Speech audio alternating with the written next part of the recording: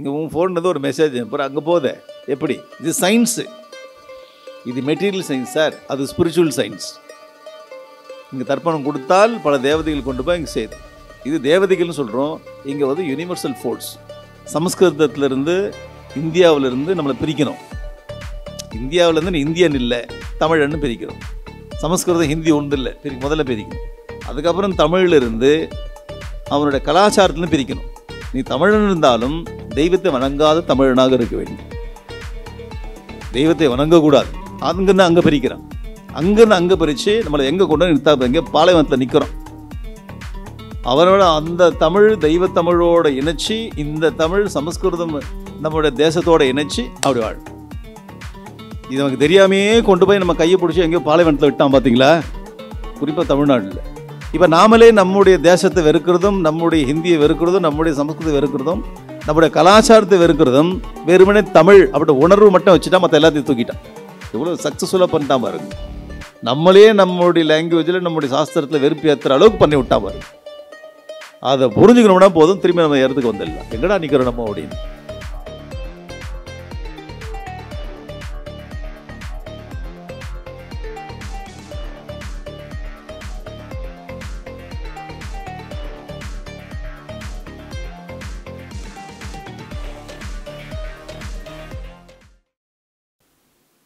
ஒரு ஃபேமிலிக்குள்ள நம்ம இருக்கும்போது பல உயிர்கள் நம்மளால் சாகும். பூச்சியில் சாகும், இது சாகும், பல கஷ்டங்கள்லாம் வரும், நமக்கு தெரியாமல் வரும். அப்போ எங்கெங்கெல்லாம் நமக்கு ப்ராப்ளம் வருதுன்னா, பஞ்சசூனா கிரகஸ்தஸ்ய, கிரகத்தில் இருக்கிறவங்க 5 விதமான கொலைகள் செய்கிறார்கள். ஐயோ இது நான் புது கதையாக இருக்குது, நாங்கள் அந்த மாதிரிலாம் ஒன்றும் செய்யலையே. சின்ன சின்ன சின்ன சின்ன ஜீவராசிகளும் சாகிறது இல்லையா, எப்படி நமக்கு தெரியாமல் சாகும். நம்ம வாழும்போது சில பேருக்கு கஷ்டங்கள் வரதான் செய்யும். அப்படி தான் அது இயற்கை அமைஞ்சிருக்கு. பஞ்சசூனா 5 விதமான கொலைகள். சூனானா கொலைகள், டைரக்ட் மீனிங். அப்படி இல்லை, சின்ன சின்ன மிஸ்டேக். சுள்ளி, சுள்ளின்னா இந்த கிராமத்தில் வந்து சுள்ளி கொண்டு வந்து அடுப்பை எரிக்கிறதுன்னு சொல்லுவோம். சுள்ளின்னு சொல்லுவோம், அந்த என்ன குச்சி விறகு. இங்கே சுள்ளி அப்படின்னு சமஸ்கிருதத்தில் சுள்ளி அப்படின்னா இந்த அடுப்பாங்கரை. அடுப்பாங்கரையில் வந்து அந்த காலத்தில் விறகு போட்டு எரிக்கும் போது ஏதோ உள்ளுக்குள்ளே ஏதோ படுத்துன்னு இருக்கிறதோ, ஏதோ பூச்சி இருக்கிறதோ, ஏதோ தெரியாமல் வந்து செத்து போயிடும். பல ஜீவராசி செத்துரும். இல்லை சாயங்காலத்தில் இந்த மழை வந்து சாயங்காலம் விட்டில் பூச்சிலாம் வந்து அதுக்குள்ளே விழுந்து செத்துரும். அதை ஒன்றும் பண்ண முடியாது நம்மால். நமக்கு கை மீறி போயிடும், அதெல்லாம் கண்ட்ரோலே கிடையாது. அப்போ இந்த அடுப்பாங்கரையில் வந்து நம்ம சமையல் பண்ணும்போது அக்னினால சில ஜீவராசிகள் சாகும். அப்போ எத்தனை வருஷம் நம்ம அக்னி மூட்டினோமோ அத்தனை வருஷம் சாகும். இப்போ தான் ஸ்டவ் வந்துடுது, இப்போ அது இல்லையே. ஸ்டவ் வந்து அந்த மாதிரி இல்லைனாலும் அதை சார்ந்த விஷயங்கள், சமையலை சார்ந்த விஷயங்களில் பல இது சாகும். ஒரு காய்கறி கட் பண்ணுறோம், ஏதோ பூச்சி வருதோ அது வந்து எடுக்கிறோம். இதெல்லாம் இருக்குது டெய்லி. சுள்ளி. பேஷனி அப்படின்னா கிரைண்டிங் வீல். இது எப்படி சொல்ல, அம்மிக்கல்லுன்னு சொல்ல அந்த காலத்தில். அம்மிக்கல் கிரைண்டிங் வீல் இப்படி போட்டு அரைப்பாங்க. அது ஒரு பெரிய நாக்கு. இப்போ பார்த்ததே இல்லை, அது செய்யவே தெரியாது. தேங்காய் வச்சு அரைச்சோம்னா தேங்காய் அந்த பக்கம் ஓடிடும். இது எப்படி வச்சு அரைச்சாங்க, அது போட்டு தேங்காய் நசுக்கி அதை அப்படியே அந்த அந்த கட்டையிலேருந்து வெளியில் போகாமல் பண்ணுவாங்க. பொருள் சரியான நாக்கு, அது ஸ்கில். அது நீங்கள் தேங்காய் பதையை வச்சு இப்படி ஒரு நசுங்க எங்கே போச்சுன்னு தெரியாது, அது எகிரி பறந்துடும். அவங்க நசுக்குவாங்க, ஆனால் அந்த பார்டர் இருக்காது, அதுக்குள்ளேயே நிற்கும். அப்புறம் நீங்கள் அரைக்கணும். இது கிரைண்டிங் வீல், பேஷனின்னு பேர். கிரைண்டிங் வீலில் போடும்போது சில இதெல்லாம் ஜீவராசிகள்லாம் தெரிஞ்சோ தெரியாது, அதில் ப்ராப்ளம் இருக்குது. அடுத்தது சுள்ளி, பேஷனி, உபஸ்கரனா புரூம்ஸ்டிக். இந்த தொடுப்பை எடுத்து பெருக்கும்போது சில ஜீவராசிகள்லாம் சாகும், நமக்கு தெரியாது. கண்டனின்னா உலக்கை, பெரிய உலக்கை வச்சு இடிக்கிறது. அந்த காலத்தில் அந்த உலக்கையில் இடித்து தான் இந்த இதில் எடுப்பான், அரிசி எடுக்கு. அப்போ அந்த மாதிரியான பண்ணும்போது சில ஜீவராசிகள் அது கீழெல்லாம் மாட்டின்னு சாகும், தெரியாமல் செத்துறோம் அந்த மாதிரி. அடுத்தது ஔத கும்பஸ்ச, வாட்டர் வெசல். கும்பம்னா வாட்டர் வெசல். அந்த தண்ணி எடுக்கும்போது அதில் சில ஜீவராசிகள்லாம் தெரிஞ்சோ தெரியாமல் சாகும். இதெல்லாம் ஆக்டிவிட்டி, டெய்லி ஆக்டிவிட்டி. சுள்ளி, பேஷனி, உபஸ்கர, குண்டனி, ஔத கும்பஸ்ச பத்தியதை யாஸ்து வாகயன். இதெல்லாம் நம்ம செஞ்சுன்னு இருக்கும்போது, எடுத்துக்கொண்டு போகும்போது, இந்த ஆக்டிவிட்டியில் இருக்கும்போது பல ஜீவராசிகள் சாகும். அப்போ நம்ம வந்து பர்பஸ்ஃபுல்லாக சாகடிக்கிறது இல்லை, ஏதோ சாகுது. அதுக்கு என்ன பண்ணுறது? இதெல்லாம் தாசாம் கிரமேண சர்வாசாம் நிஷ்கிருத்தியர்த்தம் மகரிஷிபிகி. மகரிஷிகள் பார்க்குறாங்க. இதை போல் குடும்பத்தில் வாழ்கிறவனுக்கு சில இடத்துல வந்து தன்னை மீறி நடக்கிறது. இந்த பாப்பங்களிலிருந்து அவன் விடுபடணும்னா என்ன பண்ணுறதுனா பஞ்சக்லிப்தா மகாயஜ்ஞா பிரத்யாகம் கிரகமேதினாம். கிரகத்தில் இருக்கிறவங்க 5 விதமான யஜ்ஞங்கள் பண்ணணும்னு சொல்லியிருக்கு. நீ 5 விதமான யஜ்ஞங்கள் செய்தா என்றால் இந்த 5 விதமான பிரச்சனையிலிருந்து விடுபடுவாய், பாப்பங்கள் தொடாது. அதுக்காக தேடி தேடி பூச்சி அடிக்கிறது இல்லை. அது ஒரு யஜ்ஞம் எக்ஸ்ட்ரா பண்ணிக்கோ, அடிச்சு எடுத்தோ அடி போட்டு போட்டு குத்துது ஒரு யஜ்ஞம் இன்றைக்கி எக்ஸ்ட்ரா பண்ணிக்கோ, அப்படி இல்லை, தெரியாமல் இந்த மாதிரி பண்ணிட்டோம் அப்படின்னா இந்த யஜ்ஞங்கள் செய்தால் அதில் நிவர்த்தி ஆகும்னு சொல்லு. என்ன யஜ்ஞம்னா பிரம்ம யஜ்ஞம், பித்ரு யஜ்ஞம், தெய்வ யஜ்ஞம், பூத யஜ்ஞம், நிர்யஜ்ஞம்னு 5 விதமான யஜ்ஞங்கள். பிரம்ம யஜ்ஞம்னா என்ன?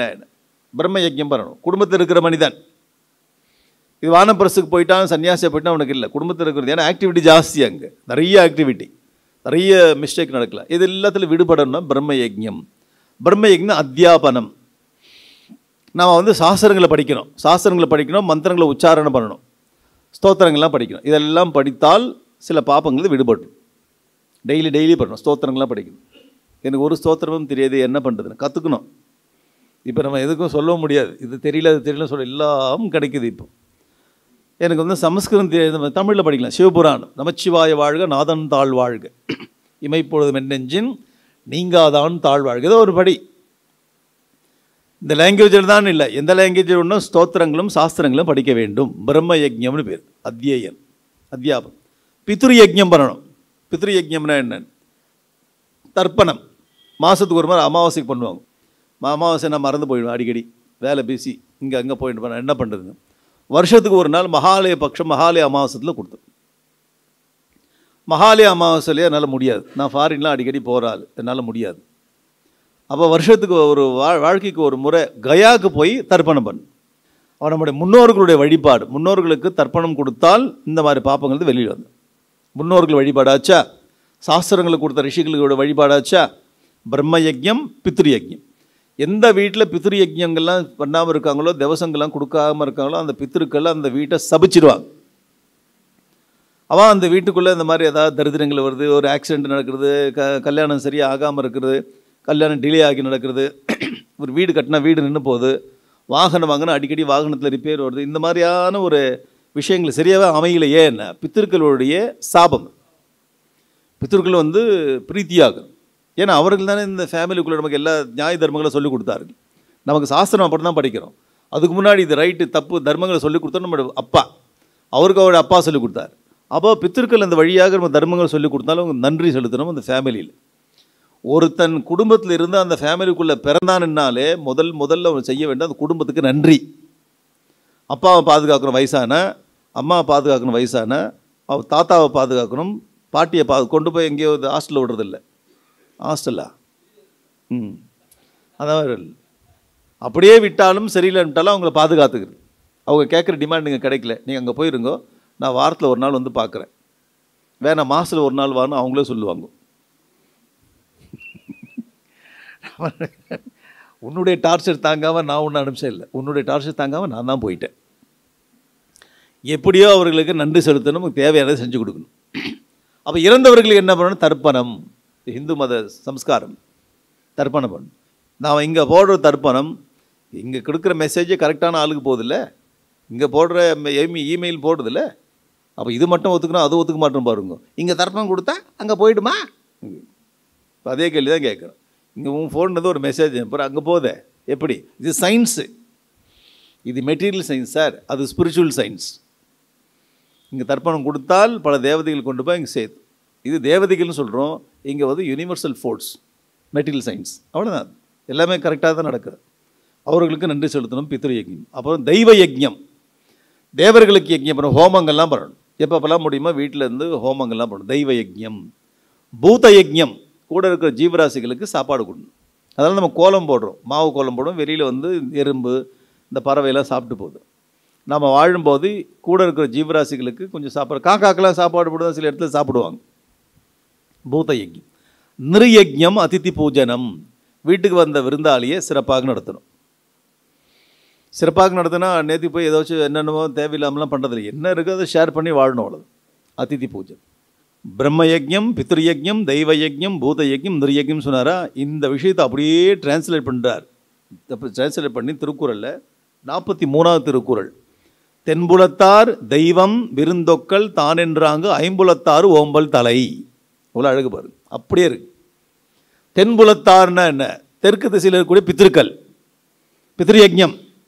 தெய்வம், தெய்வ யஜ்ஞம். விருந்து, விருந்துனா அதிதி பூஜனம். நம்ம வீட்டுக்கு நிருயஜ்ஞம்னு பேர். ஒக்கல் அப்படின்னா தன்னை சுற்றி இருக்கக்கூடிய ஜீவராசிகள், அது என்ன? பூத யஜ்ஞம். தான்னா தனக்கே தான் நல்லது செஞ்சுக்கணும். தனக்கே தான் நல்லது செய்யணும், ஆத்மாவுக்கு நல்லது செய்யணும். ஆத்மாவுக்கு நல்லது செய்யணும், சாஸ்திரங்களை படிக்கணும், வேத மந்திரங்கள் ஓதணும். அது என்ன? இது ரிஷி யஜ்ஞம், பிரம்ம யஜ்ஞம்னு பேர். அப்படியே இருக்குது டிரான்ஸ்லேஷன் திருக்குறளில்.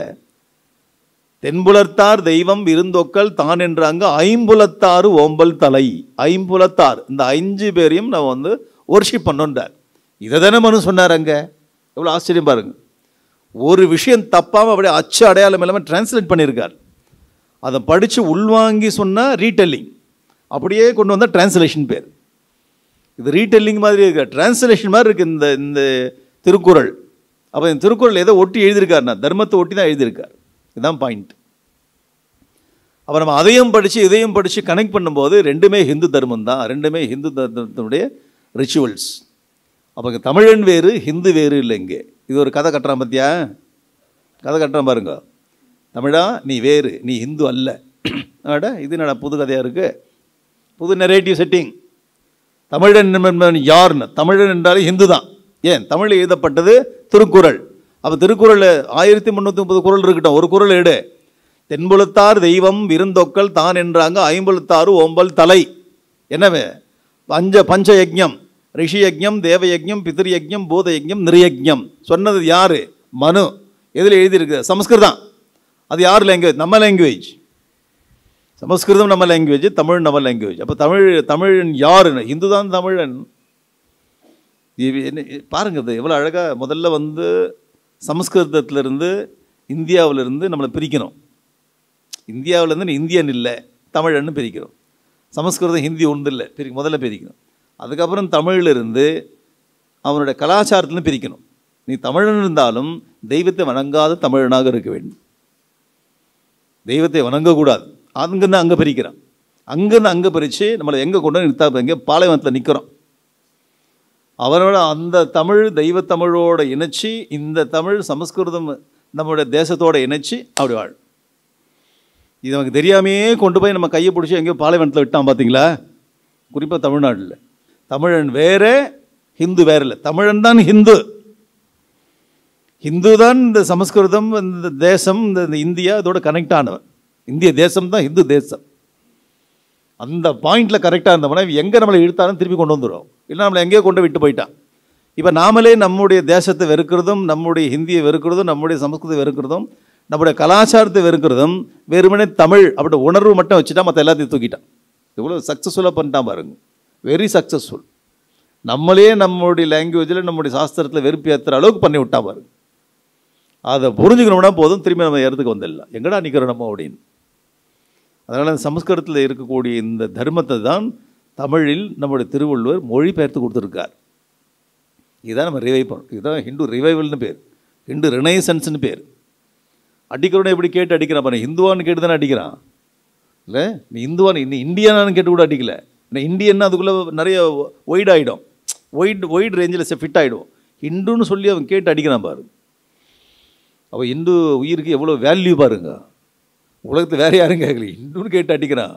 இவ்வளோ வேல்யூ அது. எவ்வளோ ஆச்சரியம். அவன் சாகும்போது கூட நான் ஹிந்து இல்லைன்னு ஒருத்தன் சொல்ல வரேன். நான் ஹிந்து தானே சொல்லிட்டு செத்தான் பாருங்க. பெருமை அது. ஹிந்து தானே. அப்போ அது அந்த உணர்வு எவ்வளோ முக்கியமான உணர்வு பாருங்க. எவ்வளோ பெரிய சொத்து இதில் இருக்குது, எவ்வளோ பெரிய அறிவு இதில் இருக்குது. நம்ம எப்பேற்பட்ட இந்த சமுதாயத்தை சேர்ந்தவர்கள், எப்படிப்பட்ட ரிலீஜியன் அது. இன்னும் ஜாஸ்தி அதில் பற்றுதல் வரணும், ஜாஸ்தி பற்றுதல் வரணும்.